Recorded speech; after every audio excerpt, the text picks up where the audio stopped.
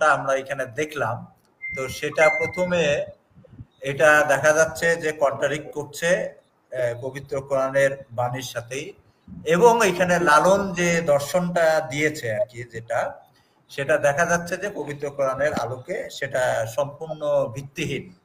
তো প্রথমেই এটা হলো রিজেক্টেড একটা বিষয়।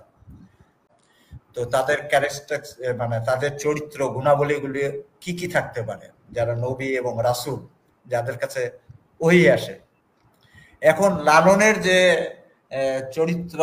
চরিত্রাবলী যদি আমরা প্যারালালি দাঁড় করাই, তাহলে দেখি ওইখানে আপনার যে আখড়াতে মনে করেন মহিলা ফ্রি মিক্সিং এবং বিভিন্ন মাদকের আনাগোনা, এগুলো আমরা দেখি। এবং তার যে আপনার কি বলে ইসলামের যে হুকুম বা শরিয়া, যে আপনার আকীদাগুলো, সেগুলো তো সে পালন করে না। তার মানে দেখা গেল এই ব্যক্তির কাছে কখনো ওহী নাযিল হতে পারে না। আরে ভাই শেষ করতে দেন। ওহী নাযিল হতে পারে না। অতএব অনুরাগী ভাই বলতেছে যে সাধকের কথা। এখন সাধক ভাই এখন মাদক যে খায় সেও এই টাইপের অনেক ধরনের পাগলা ছাগলা আমরা দেখি, মাদক টাদক গাঞ্জা খায়, বিভিন্ন টাইপের আধ্যাত্মিক কিছু কথাবার্তা সে বলে। তার মানে কি তার কথা কি আমাদের কাছে গ্রহণযোগ্য হবে? কখনোই গ্রহণযোগ্য হবে না। তো এখন যে আপনি যে কিছুক্ষণ আগে যে আপনার একটা গানের মতো করে একটা শ্লোক বললেন বা যা কিছু বললেন, সেটা যদি আপনার কোনো পৃষ্ঠা থাকে সেটা আমাদের স্ক্রিনে শেয়ার করতে পারেন। আরেকটা জিনিস আপনাকে বলি যে লালনের একটা গান আছে বহুল প্রচলিত আর কি, আমরা শুনি, যিনি মুর্শিদ তিনি রাসূল, ইহাতে নাই কোনো ভুল, খোদাও সে হয়। তো এখন এখানে আপনার যিনি মুর্শিদ তিনি আবার রাসূল এবং খোদাও সে হয়, নাউজুবিল্লাহ, আস্তাগফিরুল্লাহ। এখন হ্যাঁ, এটা হলো প্যান্থিজম, যেটা হলো সনাতনীদের আর কি, এটা তারা পালন করে এবং লালনও কিন্তু সেই জিনিসটা পালন করে। অর্থাৎ হলো যে ঈশ্বর। আপনি কি তাহলে এই কথাটা মানলেন না, যিনি মুর্শিদ তিনি রাসূল, হাতে নাই কোনো ভুল, খোদাও সে হয়? এই কথা লালনের না কোরআনে কয়, এই কথা কি মানেন নাই আপনি? এটা ভাই কোরআনে কোথাও নাই, আপনি প্রুভও করতে পারবেন না। হ্যালো জায়েদ ভাই এক সেকেন্ড।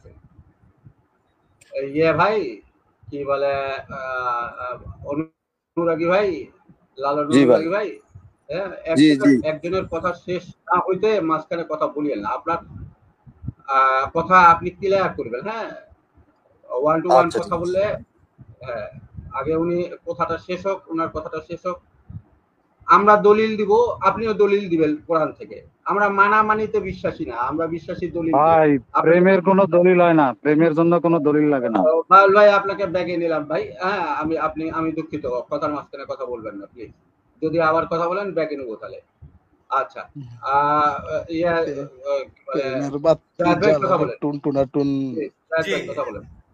জি ধন্যবাদ আজাদ ভাই আমাকে সুযোগ দেওয়ার জন্য। তো এখানে যে প্যান্থিজম যেটা আছে আপনার, যেটা হলো সনাতনীরা, যেটা হলো স্রষ্টা সর্বত্র বিরাজ করে, অর্থাৎ হইল প্রত্যেকটা পদার্থ, প্রত্যেকটা প্রাণী, যেমন হইল আপনার নর্দমা কীট বলেন বা বিভিন্ন ধরনের প্রাণী বলেন, আপনার জড় বস্তু বা জীবন্ত বস্তুর ভিতরে স্রষ্টা হইল নিহিত। অর্থাৎ হইল এখানে সনাতনী ধর্মের, অর্থাৎ যে কালচারটা, যাদের তাদের মেসেজটা, অর্থাৎ হইল একটা স্রষ্টা মানে একটা হইল অসীম একটা এন্টিটি, সে হলো লিমিটেড একটা থিং এর ভিতরে চলে আসলো, থিং এর ভিতরে, অর্থাৎ হলো সে সৃষ্ট প্রত্যেকটা পদার্থের ভিতরে সে হলো আপনার কি বলে মানে কি বলে সম্পৃক্ত। তো এখানে হলো যে কন্ট্রাডিক্ট করছে এই জিনিসটা, কিন্তু ইসলামের যে আপনার আমরা ইসলামের যে আল্লাহ সুবহানাহু ওয়া তাআলার যে অ্যাট্রিবিউট গুলো আছে সেটার সাথে সম্পূর্ণ একটা ভিন্ন। এখানে এই যে লালন অনুরাগী ভাই বলতেছে যে এই কথাটা পবিত্র কোরআনে আছে। তো এখন আমাদের এখানে মুফতি সাহেব আছেন, উনি এখন এই জিনিসটা ডিবাঙ্ক করবেন, বা আরিফুল হুজুর আছেন, যে এই জিনিসটা উনি কিন্তু এই জিনিসটা বলতেছে যে এটা আছে অনুরাগী ভাই। তাহলে আমরা দেখাই, যেহেতু অনুরাগী ভাই এটা স্বীকার করছে, যে এই জিনিসটা, যে প্যান্থিজম জিনিসটা, অর্থাৎ হলো যে মানে হিন্দুদের যে পরম ব্রহ্মা, তারপর অবতার, তারপর হলো এই যে আপনার এই যে কি বলে বিভিন্ন সাইকেলে মানে বিভিন্ন মেটারের ভিতরে বা বিভিন্ন কীট পতঙ্গের ভিতরে স্রষ্টার যে নিহিত হওয়ার বিষয়টা, যে প্যান্থিজম বিষয়টা, যেটা হলো সম্পূর্ণ আপনার ভ্রান্ত একটা মতবাদ এবং ইসলামের আকীদার সাথে এবং শরিয়ার সাথে সম্পূর্ণভাবে এটা হলো কি বলে কন্ট্রাডিক্ট করে। ইসলামের মেসেজ হলো পরিপূর্ণ তাওহীদের একত্ববাদ। এখানে আল্লাহ সুবহানাহু ওয়া তাআলার সাথে কোনো জিনিসের, কোনো বস্তুর কোনো সাদৃশ্য নেই। একটা ডিফারেন্ট মানে একটা আনলিমিটেড একটা নলেজ, একটা বিগ, যেটা হলো আমাদের টাইম ফ্রেম এবং স্পেসের বাইরে উনি। তো ওইখানে উনি এখানে লিমিটেড একটা ইসের ভিতরে এন্টিটিতে পরিণত করতেছে। এখানে হলো লালনের অনুসারী হয়ে। তো আমাদের এই বিষয়টা উনি কিন্তু এটা একসেপ্ট করছেন আর কি, এই প্যান্থিজম বিষয়টা লালন এটা বলে বলতে, এবং এটা পবিত্র কোরআনে আছে। আমাদের দুই হুজুর আছেন, মুফতি তাহমিদ আনাস হুজুর এবং আরিফুল হুজুর, ওনাদের হাতে আমি ছেড়ে দিলাম এই পয়েন্টেই ওনারকে এখানে আলোচনা করেন। জি ধন্যবাদ। তাহলে তাহলে কি বলে লালন ভাই, আপনি এই যে ইয়ের যে আপনার হচ্ছে কি বলে লালন সঙ্গীত, অখণ্ড লালন সঙ্গীত পৃষ্ঠা নং 39-এর মধ্যে দেওয়া আছে, যেহি মুর্শিদ সেই তো রাসূল, ইয়াতে নেই কোনো ভুল, খোদা সে হয়, এমন কথা লালন কয় না, কোরআনে কয়। অর্থাৎ এই কথাগুলা কোরআনের কথা, লালনের না। এটা লালনের বক্তব্য। আমি আরো কোরআনের ভাষা আমি একটু বলবো, একটু সুযোগ দেন প্লিজ। দিচ্ছি আপনাকে, আপনার কাছে আসতেছি। তার আগে আমি একটু যেটা বলতে চাচ্ছি যে এই যে কথাটা, এই যে কথাটা লালন লিখে গেছে, লালন বলে গেছে যে এই কথাটা কোরআনের কথা, এই কথাটা আপনার হচ্ছে কি বলে লালনের না। তাহলে কোরআনের কোন জায়গায় এই কথাটা আছে যে মুর্শিদ সেই রাসূল, ইহাতে কোনো ভুল নাই, খোদা সে হয়, মানে মুর্শিদ আল্লাহ হয়ে যাচ্ছে নাউজুবিল্লাহ, রাসূল আল্লাহ হয়ে যাচ্ছে নাউজুবিল্লাহ, আল্লাহর সাথে সম্পৃক্ততা করতেছে। এটা কোরআনের মধ্যে কোন জায়গা আছে এই শিরকি কথাবার্তা, এটা একটু আমাদেরকে রেফারেন্স দিবেন। জি বলেন, রেফারেন্স দিয়ে বলবেন। হ্যাঁ বলেন।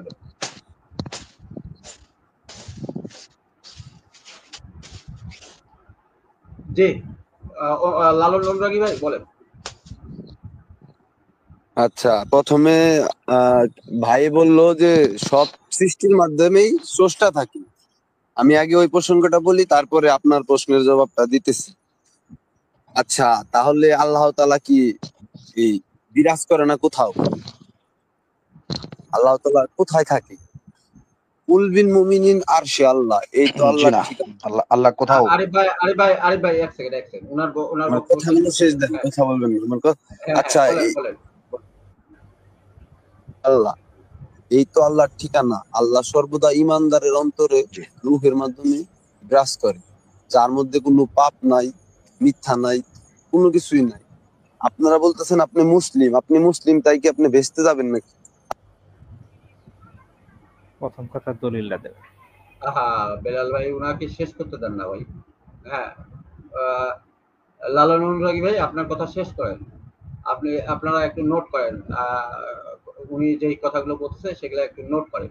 আমি আপনাদের কাছেই যাব জবাব দিতে। জি লালন অনুরাগী ভাই বলেন, আপনার কথা শেষ করেন, আপনার কথা শোনা যাচ্ছে না। বলার মতো তো কোনো ভাষাই নাই। উনি মুমিনের বুকে যে আল্লাহ থাকে এটা উনি বিশ্বাসই করেন না, উনি মুমিনই না, কখনো হইতেই পারে না। আচ্ছা আপনি কোন আপনার হ্যাঁ বলেন। আপনি কি এটা জানেন না মুমিনের কাছে যে মুমিনের সর্বদা আল্লাহ থাকে? আচ্ছা আপনার কি বলা শেষ হয়েছে? আমার একটা প্রশ্ন আছে, এই প্রশ্নটা আমি করব, আপনারা উত্তর দিবেন। আচ্ছা তাহলে আমি বুঝতে পারবো যে সবাই কি ঠিক আছে না, আমি কাদের সাথে কথা বলতেছি? আমি অধম। আচ্ছা, ঠিক আমার আছে। প্রশ্নটা কি করতে পারি? না করবেন, তার আগে আপনি যে কথাগুলো বললেন যে মুমিনের মধ্যেই আল্লাহ থাকে, নাউজুবিল্লাহ। জি, তাহলে মুমিনেরা তাহলে উপরে, ভাই শেষ করতে দেন, আপনার কথা শুনছি তো। হ্যাঁ, তা হ্যাঁ, হ্যাঁ। আল্লাহ থাকেন। তারপর আপনি বললেন যে মানে আল্লাহ সর্বত্র বিরাজমান, নাউজুবিল্লাহ। হ্যাঁ, আর এখন এই বিষয়গুলো নিয়ে আমাদের মুফতি সাহেব আছেন, আরিফ ভাই আছেন। হ্যাঁ, বেলাল ভাই আপনার কাছে আমি আসতেছি একটু করে, আপনি একটু স্টে করিয়েন। হ্যাঁ? তো মুফতি সাহেব এবং আরিফ ভাই আপনারা কোরআন থেকে বলবেন এবং হাদিস থেকে বলবেন, রাসূল সাল্লাল্লাহু আলাইহি ওয়াসাল্লাম হাদিস থেকে, ইসলামের উৎস থেকে বলবেন। তো আমি দরকার যদি হয় তাহলে স্ক্রিন শেয়ার করবেন, স্ক্রিন শেয়ার করে দেখাই দিবেন কোন আয়াত লাগবে একটু বলবেন, সেই আয়াতটা আমরা সামনে নিয়ে আসবো। জি, প্রথমে কে বলবেন, আরিফ ভাই না কি বলে তামিম ভাই? মুফতি সাহেব রে দেন, মুফতি সাহেব বলুক। আচ্ছা আচ্ছা, হ্যাঁ, মুফতি সাহেব আপনি বলেন, তো আমি পরে বলছি। জি, তামিম ভাই একটু বলেন। আজাদ ভাই, একটু জিনিস আপনি সুন্দর মুফতি, আমাদের মুফতি তাহমিদ আনাস হুজুর এটা ড্রিল করবেন সুন্দর। এখানে আরেকটা জিনিস স্ক্রিনে যেটা আপনি কিছুক্ষণ আগে নিয়ে এসেছিলেন, এটাও যাতে উনি আলোচনা করেন। হ্যাঁ হ্যাঁ, দুইটা পয়েন্ট আপনি এবং 3 নম্বর এইটা, যে মুফতি তাহমিদ আনাস হুজুর আপনি বলতে পারেন। জি, অসংখ্য ধন্যবাদ জাযাকুমুল্লাহ আমাকে একটা সময় দেওয়ার জন্য। এখানে আমি কয়েকটা বিষয় লক্ষ্য করছি প্রথম থেকেই, যে আমি প্রথমে নিজেকে নিজে মুসলিম দাবি করব এবং আমি নিজেকে মুসলিম দাবি করার পাশাপাশি আমি নিজেকে অন্য ধর্ম বলে দাবি করব। এখন কোরআন এবং আমাদের সাথে কিছু সাংঘর্ষিকতা আমি যে বিষয়গুলো মনে হচ্ছে, যে প্রথম উনি বললেন যে আল্লাহ তাআলা কলবে থাকে, আল্লাহ তাআলা নাউজুবিল্লাহ, ওটা উনি কোথা থেকে পেয়েছেন? আমরা কোরআন থেকে যদি জাজ করতে যাই, যেমন আল্লাহ তাআলা কোরআন মাজিদে বলছেন ওয়া ইলাহুকুম ইলাহু ওয়াহিদ লা ইলাহা ভাই ইল্লা আয়াত, হুয়া রাহমানুর ইয়েটা দেন, রেফারেন্সটা দেন, রেফারেন্সটা বলেন, রেফারেন্সটা নিয়ে আসি, আয়াত নাম্বারটা বলেন। 163 নাম্বার, সূরা বাকারা 163 নাম্বার। হ্যাঁ, সূরা বাকারার 163। উনি মনে হয় আবার আসছে, একটু নিয়ে নেন। সূরা বাকারা ওয়া ইলাহুকুম ইলাহু ওয়াহিদ লা ইলাহা রহমানুর রহিম। জি,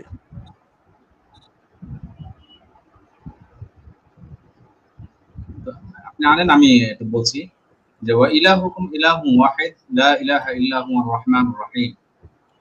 একমাত্র উপাস্য হলো আল্লাহ তাআলা, যিনি ছাড়া আর কোনো ইবাদতের উপযুক্তি না, উপাস্য নেই। তিনি পরম দয়ালু এবং অতি দয়াময়। ঠিক আছে, সূরা 63 নাম্বার।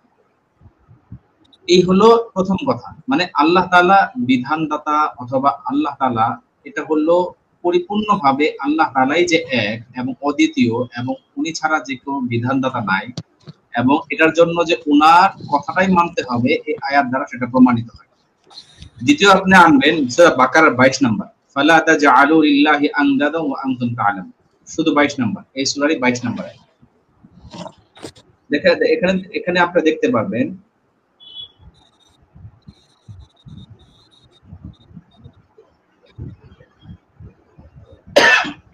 সরি, জি, এই যে দেখেন 22 নাম্বার নিয়ে।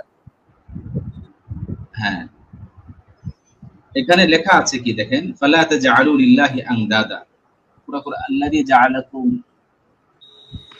আচ্ছা, দেখতে পাচ্ছেন আমি একটা ছোট ছোট। আচ্ছা, আমি ওটা ঠিক আছে, ওই যে আয়াতের শেষ। الذي جعل لكم الأرض فراشا والسماء بناء وأنزل من السماء ماء فأخرج به من الثمرات رزقا لكم فلا تجعلوا لله أندادا وأنتم تعلمون। হ্যাঁ, যিনি পৃথিবীকে তোমাদের জন্য বিছানা করেছেন, আকাশকে ছাদ স্বরূপ করেছেন এবং আকাশ হতে পানি বর্ষণ করেন, তারা তোমাদের জীবিকা জন্য ফলমূল উৎপাদন করো। হ্যাঁ, জীবিকার জন্য ফলমূল উৎপাদন করো। সুতরাং জেনে শুনে কাউকে আল্লাহ তাআলা সমকক্ষ স্থির করো না। এখানে আল্লাহ তাআলা বলেছেন যে তোমরা আল্লাহ তাআলার সমকক্ষ স্থাপন করো না। এই বিষয়টা কিন্তু এখন স্পষ্ট যে সমস্ত বিষয় থেকে আল্লাহ তাআলা পবিত্র। আল্লাহ তাআলা সমকক্ষ কেউ না। এখন যদি হ্যাঁ, এখন যদি আমি বলি কারো ভিতরে যদি আল্লাহ তাআলা থাকে, আবার তাহলে তো কোন জিনিসের প্রভাব, আল্লাহ তাআলার কোন অস্তিত্ব কারো ভিতরে যদি প্রভাব থাকে, তাহলে তো সেটা তার সাথে এটা একটা তার সাথে একটা সামঞ্জস্য হয়ে গেল, তার সাথে পরিপূর্ণ সামঞ্জস্য হয়ে গেল। কিভাবে সামঞ্জস্য হলো? যেমন এই যে এখানে লেখাটা আছে যে যেই রাসূল সেই কি খোদা। এটা তো রাসূলকে খোদা বানাই দেওয়া হলো, এটা তো পুরোপুরি সাংঘর্ষিক হয়ে গেল ভাই। ঠিক আছে, তো এইখানে ডাইরেক্ট এখানে স্পষ্ট ভাষায় লেখা আছে যে এখানে লেখা আছে কি যে রাসূল সেই খোদা, তার মানে আল্লাহকে রাসূল বানায় দেওয়া হয়েছে। নাউজুবিল্লাহি মিন যালিক। কোরআনের এই কথা পুরো সাংঘর্ষিক। আপনি বলেন যে লালন উনি কোরআনের কথাই বলেন, কিন্তু আমরা দেখতে পাচ্ছি আপনার ভাষ্য মতে যে কোরআন যা বলছে লালন এর বিপরীত বলছেন।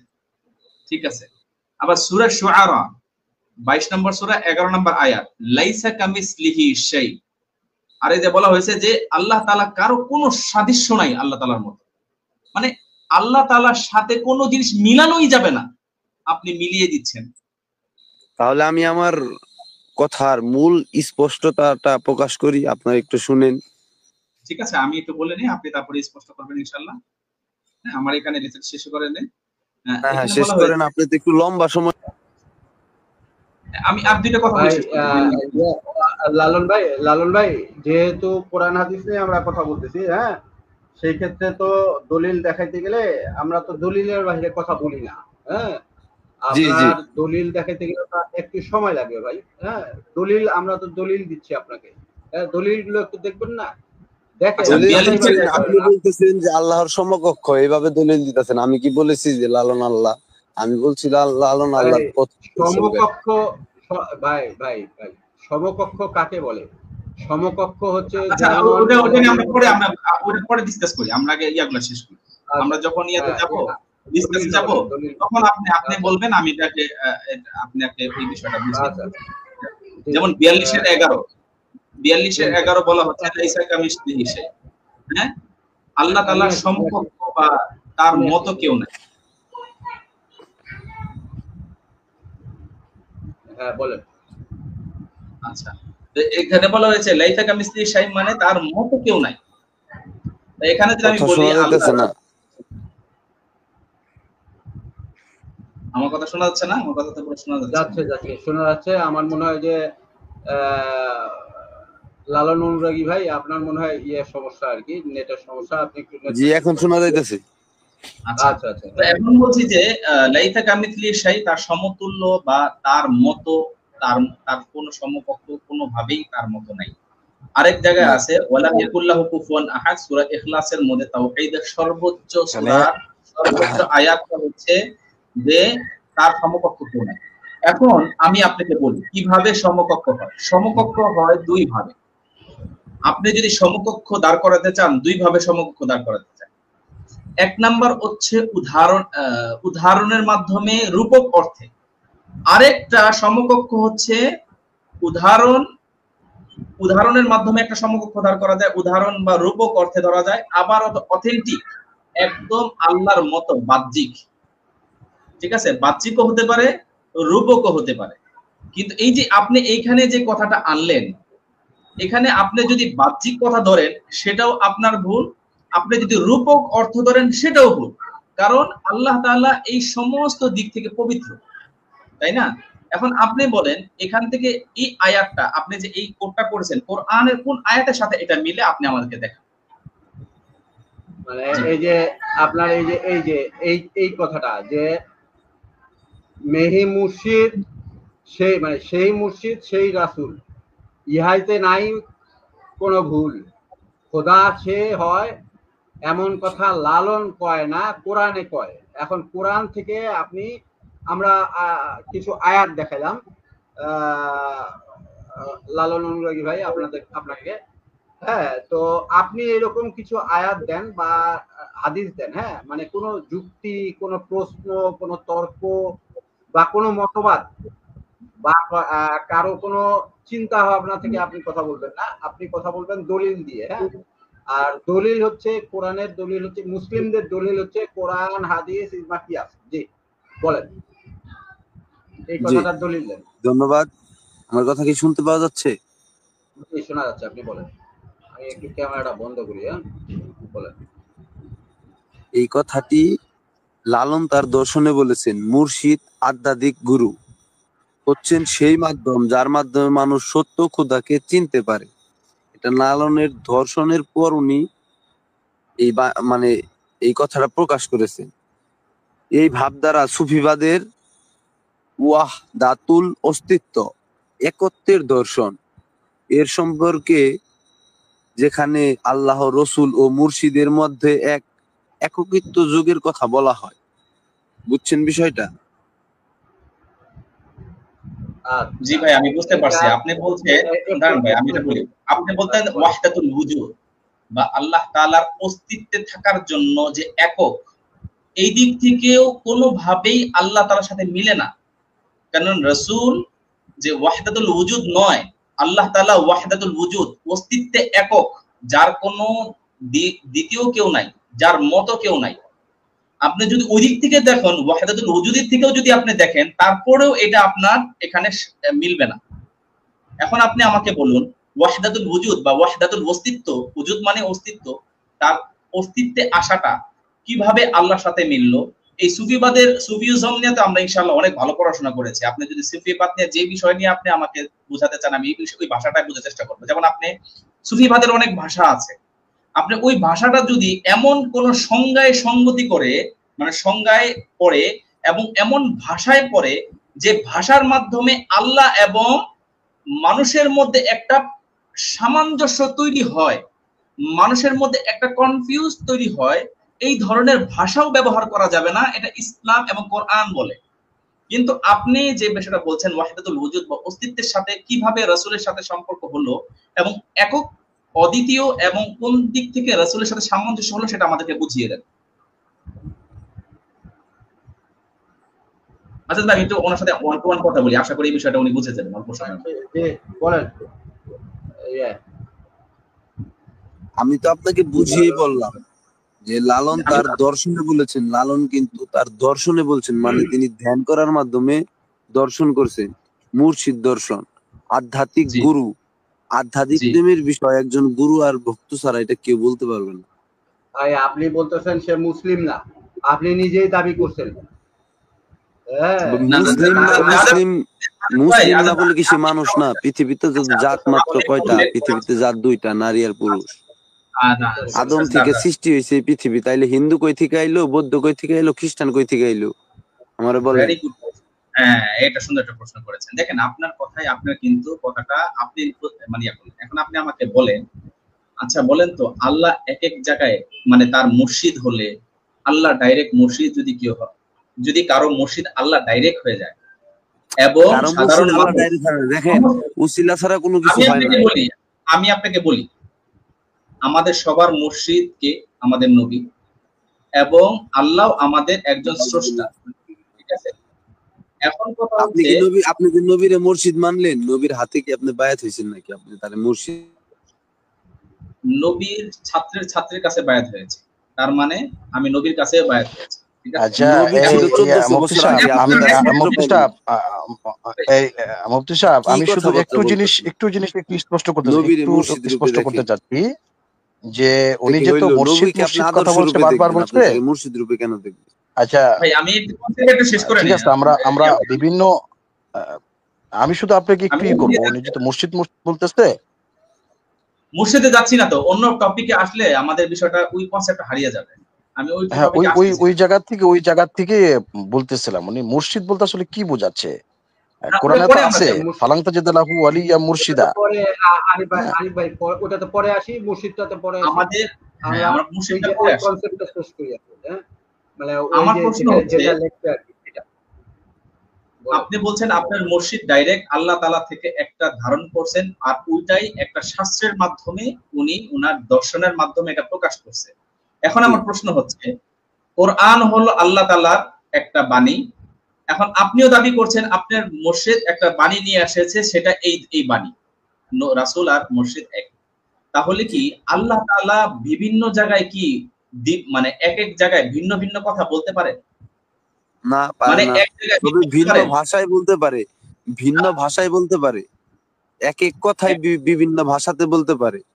আমি আপনাকে প্রশ্ন করেছি বিভিন্ন চরিত্রে, মানে এক জায়গায় বলেছেন আমি এটা তুমি করো না, আবার পরে আরেকজনকে বলছেন এটা তুমি করো, মানে এই ধরনের সাংঘর্ষিক কথা উনি আল্লাহ তাআলা বলতে পারেন কিনা? এই ধরনের সাংঘর্ষিকতা তিনি বলতে পারেন না এবং বলেন উনি। হ্যাঁ, আপনি কোরআন কারীমকে আপনিও মানেন আমিও মানি, তো কোরআন কারীমকে এই যে হাইলাইট করা হয়েছে কমেন্টটা, এই কোরআন কারীমের থেকে একটা সমর্থন করে এই বাক্যটা আপনি আমাদেরকে দেখিয়ে দিন, আপনি জিতে গেছেন। আপনি যে বর্তমানে লালন বা যেই মতাদর্শ করেন আমরা সবাই এটা হয়ে যাব, চ্যালেঞ্জ করলাম মোবিল লাইভ, দেখায় দেন। শেষ কি দেখায় দিমু? এই যে আপনি যে বলেছেন কি কোরআনের কোথায় আছে নাকি এমন কথা, মানে এই যে খোদাও সে হয়, রাসূল তো কোনো ভুল নাই, খোদাও সে হয়, মানে রাসূলকেও খোদা দাবি করা হয়েছে, এই কথাটা কোরআনের কোথায় আছে আপনি দেখেন, এবং মুর্শিদকেও দাবি করা হয়েছে। যখন একজন তার গুরুর কাছে বায়াত গ্রহণ করে, তখন তার অতীতের সবকিছু বর্জন করে সত্যের পথে চলার জন্য একজন মুর্শিদের কাছে বায়াত গ্রহণ করে, তখন তাকে যদি উনি খোদা রূপে ভক্তি শ্রদ্ধা, উনার মনোনিবেশ, চাওয়া পাওয়া এবং সত্যের পথে চলার কোনো কাজ উনি করতে পারে, তাহলেই তিনি মুর্শিদ রূপে খোদাকে দর্শন করবে, তাছাড়া কোনোদিনও সম্ভব না। এটা কি কোরআন? আপনি যেটা বললেন সেটা কি কোরআন? কোরআন না, এটা কোরআন না, এটা আধ্যাত্মিকত্ব, এটা প্রেমের ভাব, এটা প্রেম থেকে বিনিময়। প্রেমের কথা কোরআনে সবচেয়ে বড় প্রেমের কথা কোরআনে আছে, আপনি এর থেকেও বড় কোরআন কোথায় পেলেন? সবচেয়ে বড় কথা প্রেমের কথা কোরআনে আছে, আল্লাহ তাআলার ভালোবাসা বান্দার জন্য, প্রেমের কথা যেটা আপনি বলেন যে ভালোবাসা বান্দার প্রতি, বান্দার সবচেয়ে নৈকট্য প্রাপ্ত বান্দা যেটা ওলি বলা হয়, এই ওলির আল্লাহ তাআলার ভাষা কোরআন কারীমের মাধ্যমে আল্লাহর সাথে আমরা কালাম করি, এবং সর্বোচ্চ আল্লাহর সাথে কথা বলা হয় সালাতের মাধ্যমে, সেটা ব্যাখ্যা আমরা যাচ্ছি না। কিন্তু আমার কথা হচ্ছে এই আল্লাহর কালামটা যেটা ওলির মাধ্যমে বর্ণনা করা হয়, আমরা কোরআনের মধ্যে এমন পাইলাম, কিন্তু আপনিও মানছেন এই কোরআনটা, কিন্তু আপনিও মানার পরেও কিন্তু কোরআনে দেখাইতে পারতেছেন না কেন?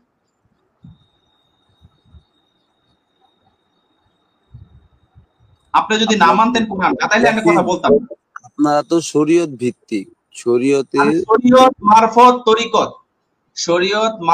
তরিকত সবই আমি বুঝি, এই বোঝার যে নুকবিশা পীর মুরিদের যে একটা সম্পর্ক, একটা আশেক মাশুকের যে একটা সম্পর্ক। আপনার কি কোনো পীর আছে বা মুর্শিদ বা গুরু আছে? আমার পীর সাহেব আছে, আমার গুরু আছে, আমার সবই আছে, কিন্তু আমার কথা হচ্ছে আপনি যেহেতু একটু ইন্টারাপ্ট করি, দুঃখিত আর কি।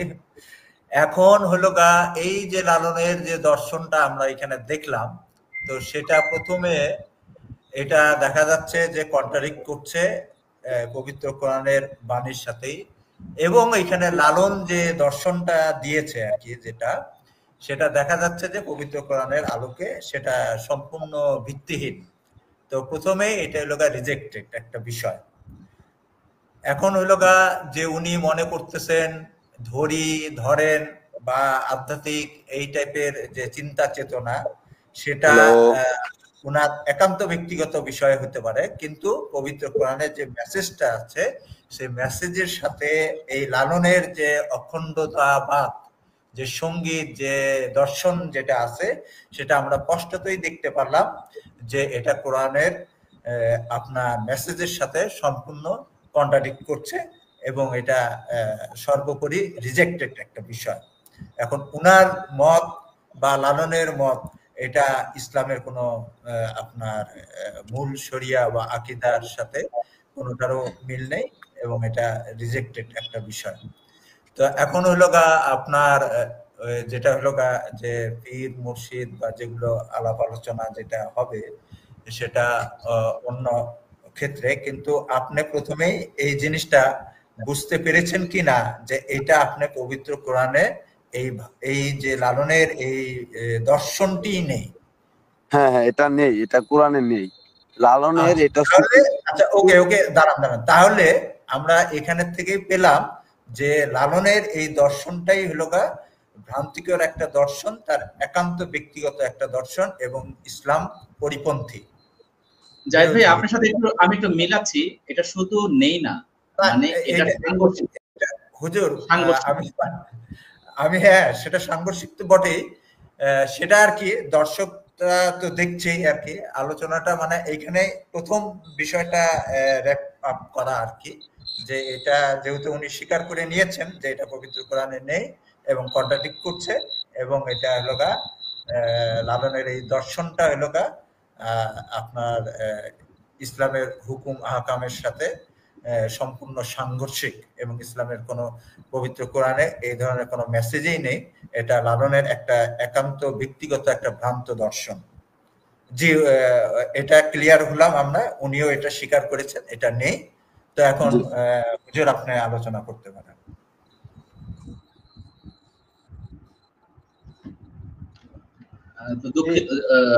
ধন্যবাদ জাহিদ ভাই, আপনি বিষয়টা ভালোভাবে উপস্থাপন